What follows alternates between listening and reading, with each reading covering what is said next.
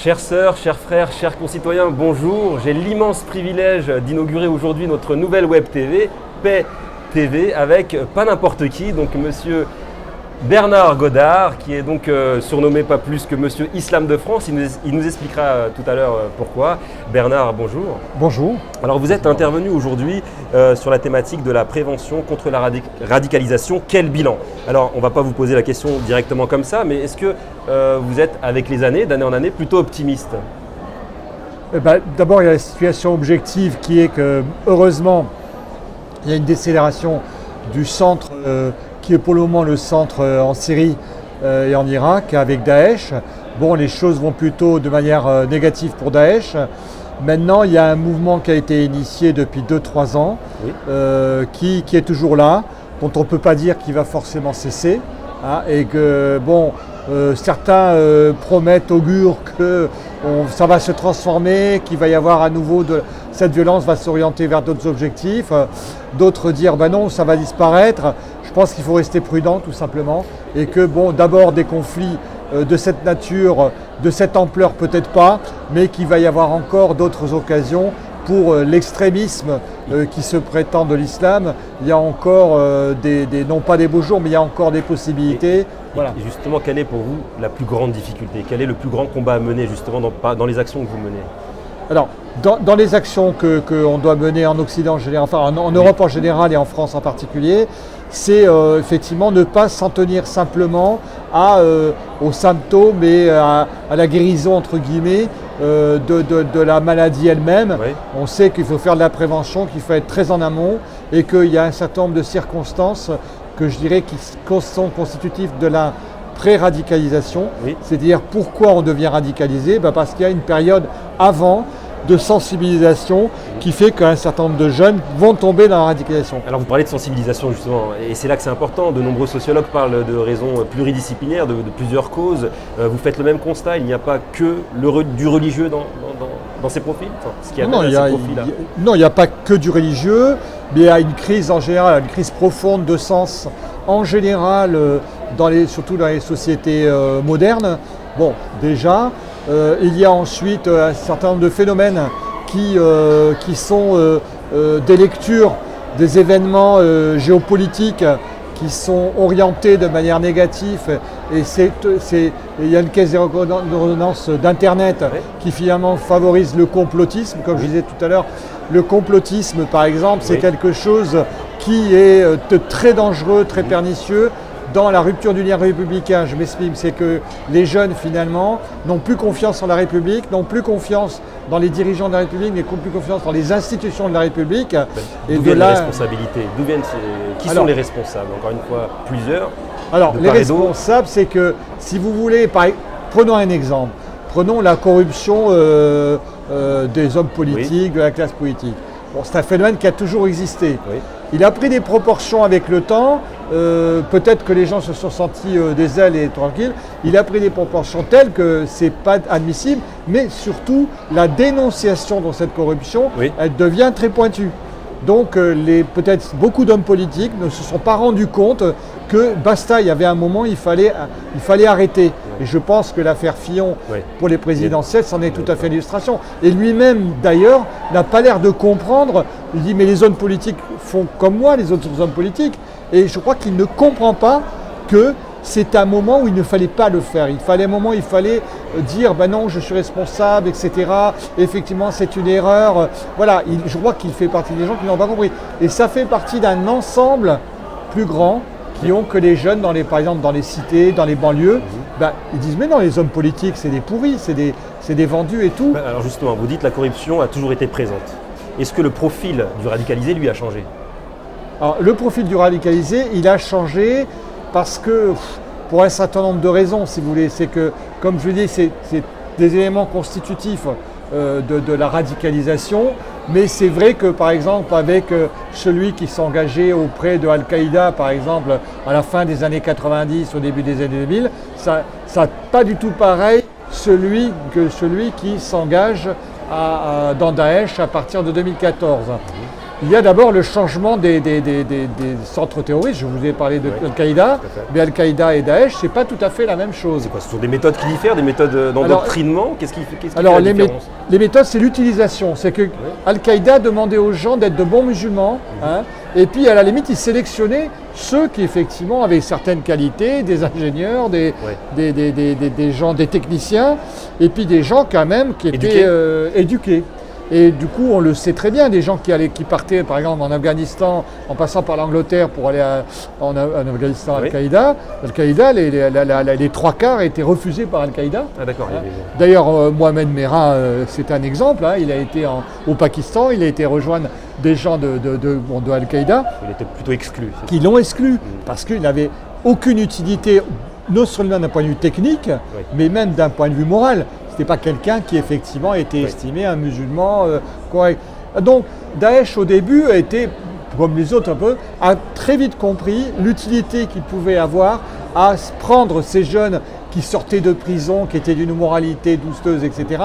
Il a dit non. Et Daesh n'a pas raisonné en disant vous venez à nous, vous dites venez à nous, vous êtes des musulmans, nous allons vous recevoir, nous allons vous donner ce que vous désirez. Alors justement, là, vous dites que sur la forme et les méthodes, c'était différent. Et concernant les objectifs, vous disiez tout à l'heure aussi que ça pouvait aussi avoir changé, les objectifs à atteindre? Alors, les objectifs, oui, à atteindre, parce que le djihad global, qui était vu par Al-Qaïda, c'était des grosses opérations, c'est l'Occident contre l'ensemble des musulmans, ce qu'on appelle le djihad global. Là, c'est du djihad beaucoup plus ciblé, je veux dire par là que Daesh, c'est un territoire, c'est une organisation internationale terroriste territorialisée. Donc du coup, qui dit, voilà, il y a des objectifs à atteindre, et elle a estimé que, par exemple, la France était un des objectifs prioritaires, elle l'a dit d'ailleurs dans ses publications, parce que la France disait, notre ennemi principal c'est Daesh, c'est le terrorisme, etc. Donc du coup, en frappant la France, c'est en même temps se défendre en disant vous êtes le premier allié des États-Unis, certes, mais aussi vous avez pour chasser nos frères en Mali, etc. Donc du coup, ils font un petit peu comme le djihad global de Al-Qaïda, et donc ils créent aussi à chercher des solidarités en Libye, chez Boko Haram ou d'autres gens comme ça. Et pour contrer cela, on a parlé de prévention tout à l'heure, c'est l'essentiel selon vous de ce qu'il faut faire? La prévention, c'est justement, il faut faire beaucoup plus largement. Prévenir, ça veut dire ne pas attendre que les gens soient arrivés, ce qu'on appelle au début du processus de radicalisation, c'est-à-dire le passage à l'acte violent, et préfère se manifester par des actes qui sont une preuve de passage à l'acte violent, par exemple celui d'accepter, d'écouter les discours d'un recruteur. D'accord, c'est la première étape pour vous, c'est la première étape. Alors justement, pour être encore plus pragmatique, qu'est-ce qu'on pourrait dire comme ça à tous nos concitoyens? Quels sont les signes concrets d'un début de radicalisation et de la radicalisation tout court, même pour les parents qui vont se questionner, qui vont avoir peur de voir peut-être leur enfant enfermé dans sa chambre, être sur Internet, peut-être ne fait-il rien de mal, mais quels sont les conseils que vous pourriez donner, surtout quels sont les signes concrets? Alors, c'est vrai que là c'est très important, il n'y a pas un signe qui peut en lui seul faire verser dans la radicalisation. C'est-à-dire qu'il y a quand même un certain nombre de phénomènes. Il y a d'abord la fragilité psychologique. Ça, c'est très important, c'est peut-être le premier signe. La fragilité psychologique, c'est par exemple la mort d'un proche. Et ça, on l'a vérifié à chaque fois. Des gens qui ont eu un vrai traumatisme parce qu'un proche est mort, un ami, un frère, un parent, etc. Surtout quand c'est dans des circonstances violentes. C'est le premier, donc cette fragilité psychologique. Fragilité psychologique pour des familles déstabilisées. Un terrain propice.